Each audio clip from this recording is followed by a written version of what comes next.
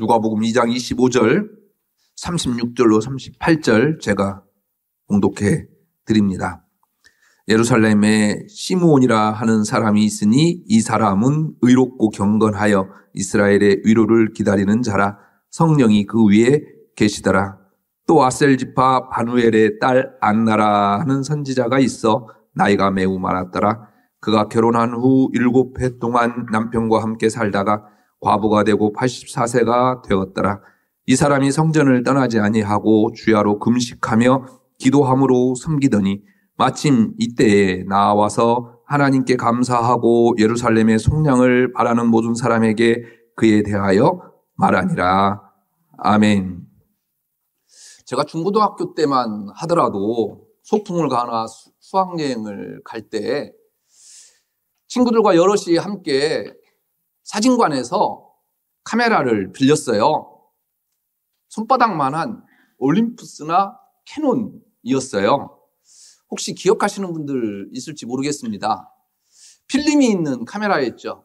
필름 하면 장로님 기억하세요? 무슨 필름? 코닥. 또 하나는 후지 필름이었습니다. 고개 끄덕끄덕 하시는 분은 저와 동년배일 정도 되시고 또 이 카메라를 아시는 분들이겠죠. 여행에서 돌아오면 우선 사진을 한 장씩 현상을 하죠. 그리고 다 보여줘요. 찾을 것인지 말 것인지 선택을 하고요. 이제 찾는다 하는 사람들의 숫자를 검은 색연필로 필름에 숫자를 써서 사진관에 다시 맡기죠. 이렇게 하면 저희 동네는 시골이어서 그런지는 모르겠지만 한 2주 정도 기다리죠. 2주 정도 기다릴 때 어떻게 나왔을까? 그 기다림은 설레임이었습니다. 지금은 디지털 카메라가 특별히 여러분들 휴대폰에도 다 장착되어 있어서 사진을 찍고 금방 볼 수가 있어요. 눈을 감았으면 확 지워버리고 마음에 안 들면 확 지워버리고 좋은 것만 가지고 있죠. 저장할 때도 걱정 없습니다. 컴퓨터나 핸드폰 저장 공간에 저장해두면 언제든지 보고 싶을 때 볼 수도 있는 참 좋은 세상에 살죠. 물건을 살 때도 그렇습니다. 온라인 매장에서요, 금방 주문하면 당일 배송이라는 것도 있더라고요. 돈만 조금 내면 당일 배송도 받아봅니다. 참 좋은 시대에 살고 있습니다. 그런데요, 참 좋은 시대에 살고 있는데 기다림과 설레임이 사라져가는 세상인 것 같습니다. 아날로그 시대에는요, 시간이 오래 걸리고 생활에 불편한 점이 참 많았습니다. 그러나 기다리는 동안 설렘의 시간 또한 소중한 시간이었죠. 디지털 시대가 되면서 세상은 너무 편안해졌습니다. 빨라졌고 신속해졌습니다. 그러다 보니 기다림과 설레임의 시간들이 사라져 버렸습니다. 문명과 문화의 발전으로 얻은 것들이 참 많아졌습니다. 그에 비해 잃은 것들도 참 많아서 안타깝기도 합니다. 지난주 핫 이슈는 자승 스님의 자살 소식이었죠. 2번이나 총무원장을 지낸 사람이 자살했습니다. 이에 대한 조계종 종단의 태도가 문제였죠. 혹시 이런 말씀 드려서 우리 기독교 목사로서 다른 종교에 대해서 비난하고 비판하는 것으로 비춰질지 조심스럽기는 하지만 그 조계종과 제가 몸담고 있는 대한예수교 장로회 총회와 다를 바가 없어서 한심하고 또 답답한 마음을 여러분들에게 전할 수밖에 없습니다. 입적인이 소신공양이라고 하는 말로 그의 자살을 미화시키고 있는 것에 저는 종교인 한 사람으로서 붕괴할 수밖에 없었습니다.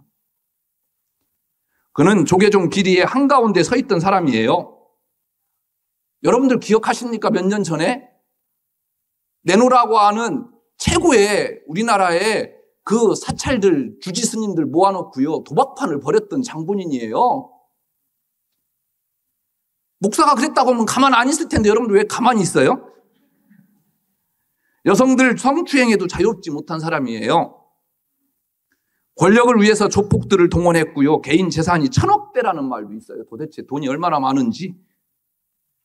어떤 사람은요, 그의 죽음으로 이제야 회개했나? 댓글을 보니까 그렇게 써 있더라고요. 비아냥거리는 사람도 있습니다. 이런 사람이 자살을 했어요. 그것도요, 사찰에 불을 질렀어요. 여러분들 놀라지도 않네. 제가요, 우리 꿈꾸는 게 휘발유 뿌려놓고 자살해봐요. 그거랑 똑같다니까요, 지금 이 사건이. 그러니 통탄할 노릇 아니겠어요, 이게? 다른 종교라지만. 그런데 입적, 소신 공양이라니요. 아이, 참, 기가 막혀요. 등신불이라고 하는 그 소설이 고등학교 책에 있었잖아요. 그때 내가 등신불이라는 말이 들어가는 거예요. 이것은요, 석가모니가 한 말도 아니에요. 제가 동양철학 전공했다니까요. 불교철학 공부했어요. 제 말을 좀 믿으세요. 불교는요, 무신론이에요, 무신론. 신이 없어요. 석가모니가 석가가 신이라고 하는 적이 없어요. 팔정도라고 하는 그 돌을 닦는 길을 갔다 보면 나도 석가가 될 수 있다. 석가가 사람이에요. 신이 아니라. 안 믿네, 이 양반들이. 나 불교 철학 전공했다니까?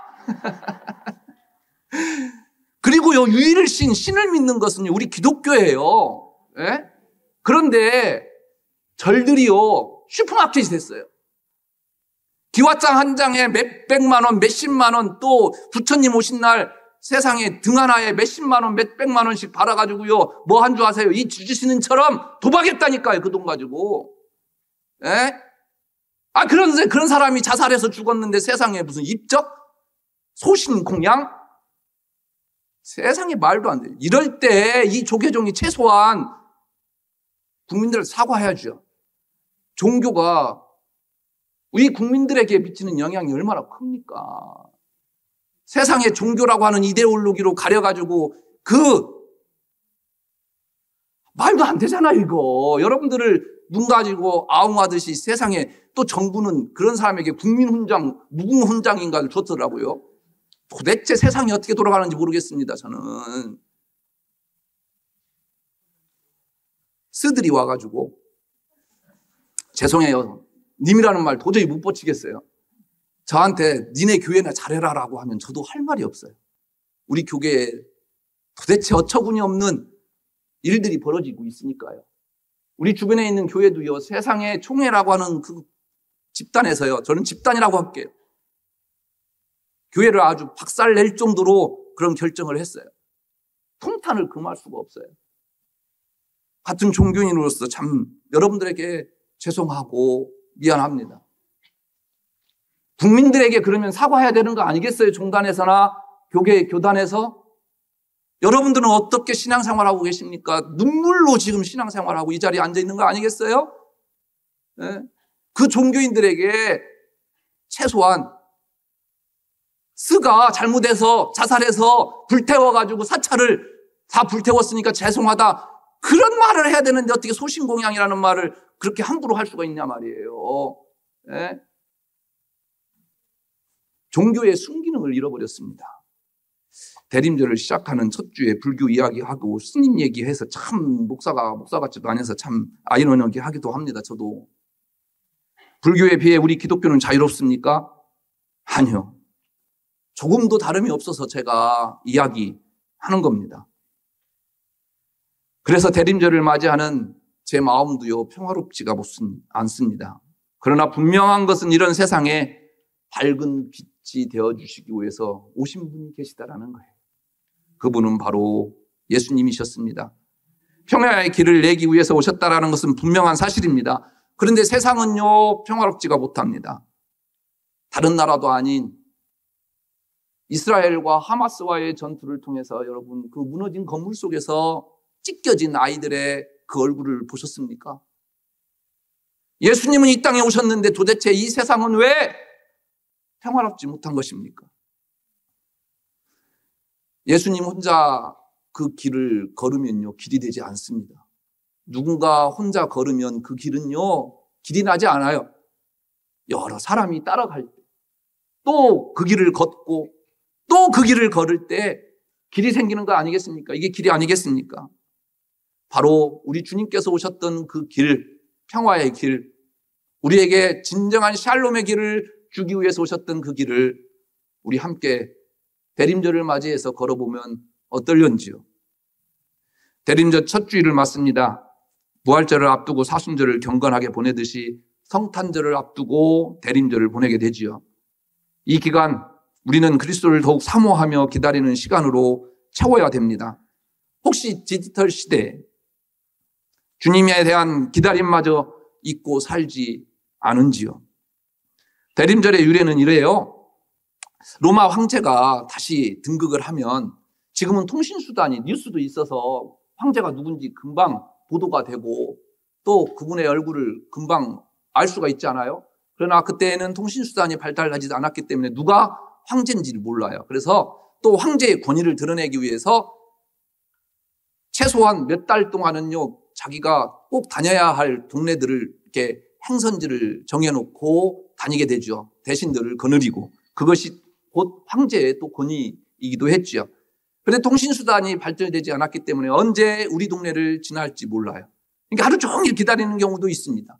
그렇게 기다림 속에서요, 드디어 그 황제의 행군을 만나게 됐을 때 그 사람들이요, 소리를 쳤습니다. 어떻게 소리쳤느냐?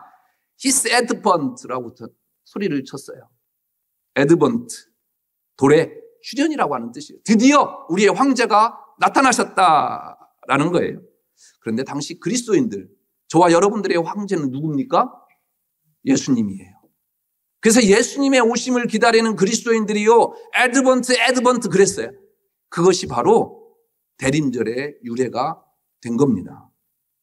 우리가 기다리는 대림절은요, 두 번의 기다림이 포함되어 있습니다. 먼저 이 땅에 인간의 몸을 입고 우리를 구원하시기 위해서 이미 오신 아기 예수님의 성탄을 기다립니다. 또 하나는 이 땅에 심판주로 오실 재림주를 기다립니다. 그래서 우리 그리스도인들은 어디를 사느냐? 과거도 살고요, 미래도 사는 거예요. 이미 지금 오셨던 already, 또 아직 not yet 이루어지지 않았던 그 예수님의 재림 사이에 서 있는 것이 저와 여러분들이라는 거예요. 우리를 구원하시기 위해서 이미 이 땅에 오신 아기 예수님의 성탄을 기다리며 예배하고 찬양합니다.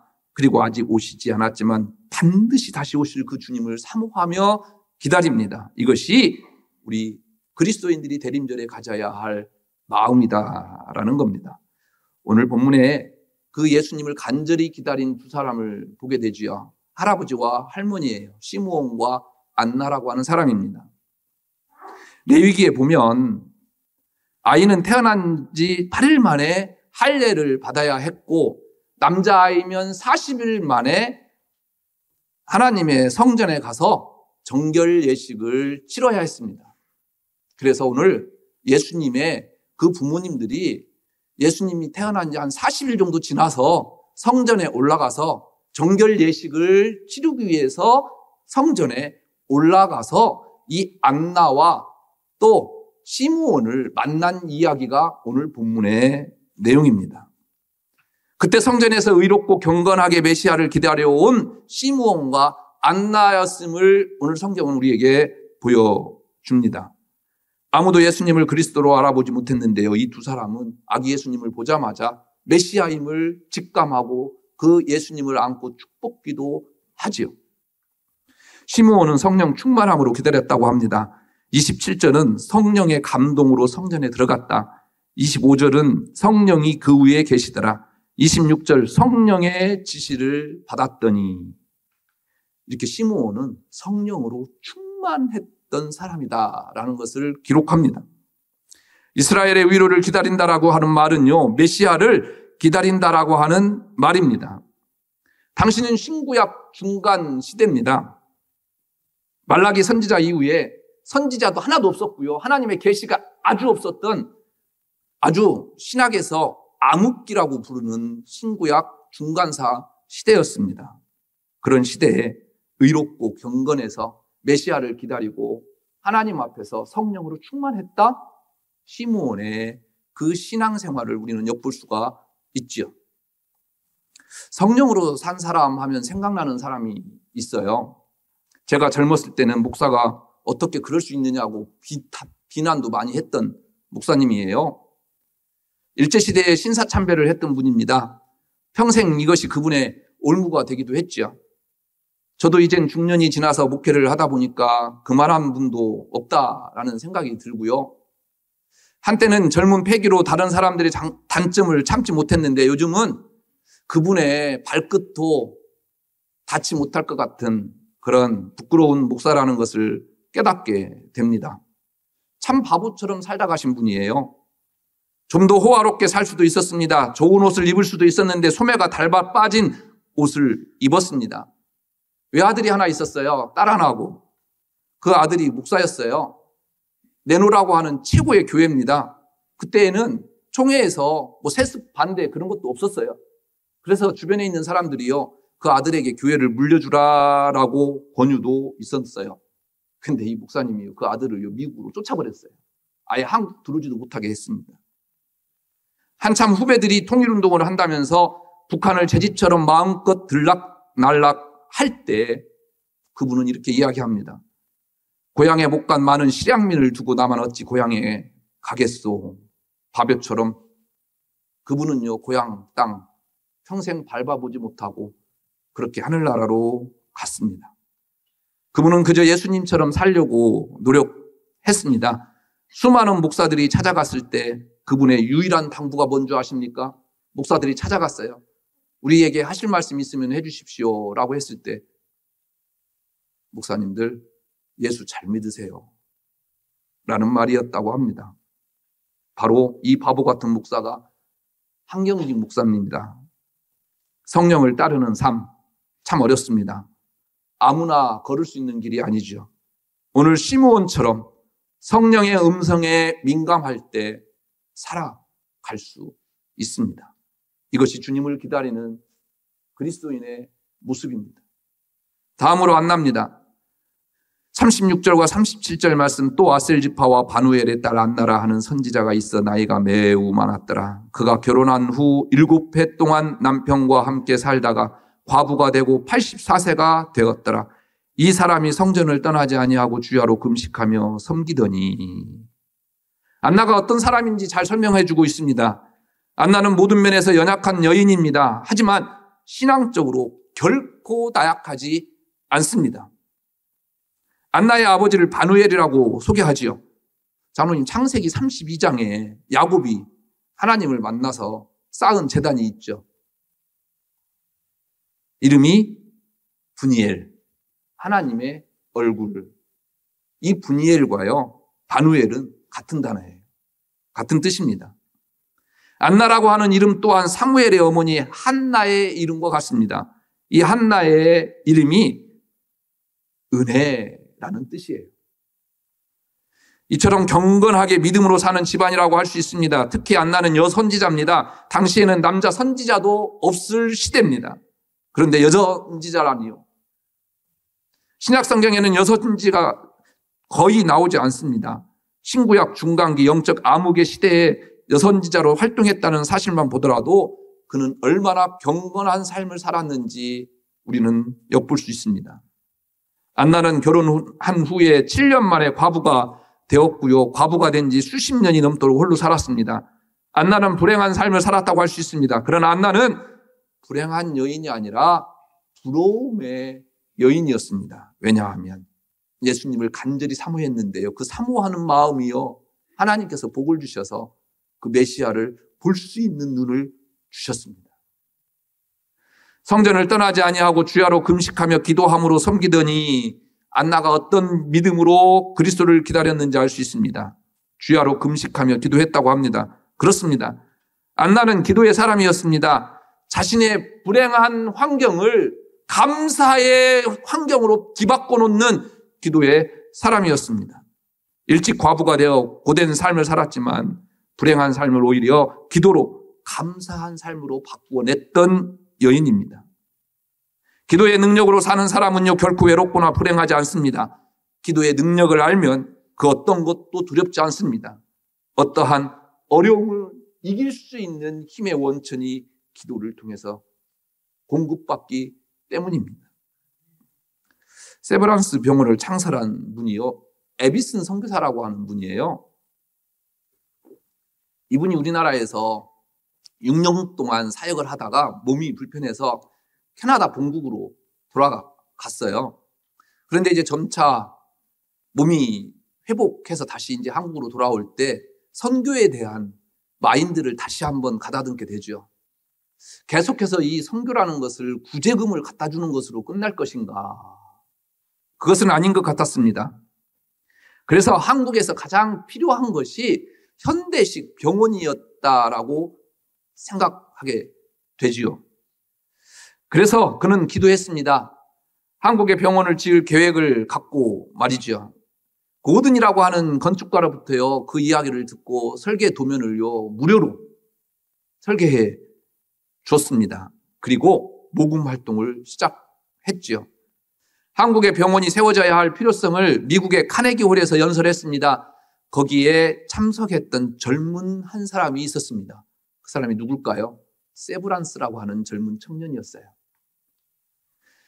그 청년이요, 이 선교사님의 이야기를 듣고요, 한국에 세울 병원에 전액을 내가 기부하겠다라고 이야기했습니다. 에비슨 선교사님 부부는요, 이 세브란스를 만나서 이렇게 이야기했습니다. 우리가 이 대한민국을 위해서 1년 반 동안 하나님 앞에 기도했는데 그 기도의 응답이 당신에게 또 주어졌는 것 같습니다. 그러자 세브란스도 이렇게 이야기합니다. 나도 한 1년 동안 내가 이 기부를 통해서 병원을 어디에다 세울까 기도하고 있었는데 당신의 이야기를 들으니까 하나님께서 서울에 병원을 설립하라고 하시는 것 같습니다.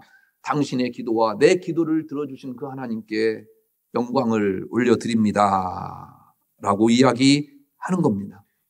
1900년 가을, 에비슨 부부는요, 기도의 응답에 감사하며 한국을 향해 출발했습니다. 이렇게 해서 여러분들이 잘 알고 있는 세브란스 병원으로 명명된 현대식 병원이 1902년 9월에 개원되었습니다. 기도의 능력은 참 놀랐습니다. 이렇게 기도함으로 안나는요, 메시아를 기다렸습니다. 이 시므온과 안나는 공통점이 참 많아요. 나이 많이 드신 어르신들이고요. 또한 메시아를 기다렸고요. 아기 예수님을 만나 영접했습니다. 그리고 이 두 사람의 공통점이 또 하나 있습니다.